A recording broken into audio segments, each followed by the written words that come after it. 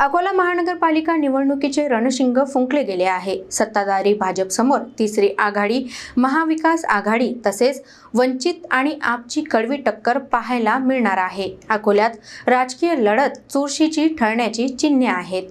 अकोला महानगरपालिका निवडणूक पुन्हा एकदा जिल्ह्याच्या राजकारणाचा केंद्रबिंदू ठरू लागली आहे। 2017 साली भारतीय जनता पक्षाने एकहाती सत्ता स्थापन करत शहराच्या राजकारणात आपले वर्चस्व प्रस्थापित केले होते। मात्र त्यानंतर झालेल्या विधानसभा निवडणुकीत भाजपमध्येच बंडखोरी आणि अंतर्गत नाराजी उघडपणे समोर आली। त्याचे पडसाद आता थेट महापालिका निवडणुकीत उमटताना दिसत आहेत।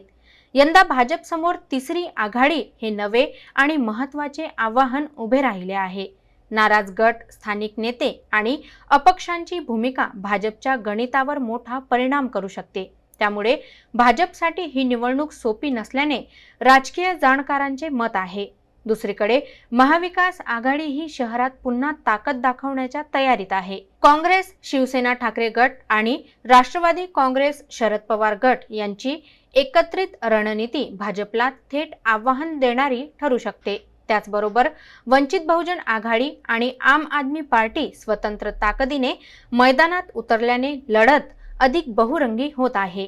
एकीकडे भाजप सत्तेचा वारसा टिकवण्याचा प्रयत्न करत आहे, तर दुसरीकडे विरोधक सत्ता परिवर्तनासाठी सज्ज झाले आहेत।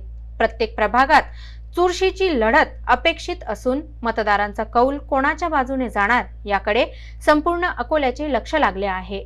अखेर अकोल्याच्या राजकारणात कोण गाजवणार आणि सत्ता कोणाच्या हाती जाणार याचा अंतिम फैसला मतमोजणीच्या दिवशीच स्पष्ट होणार आहे।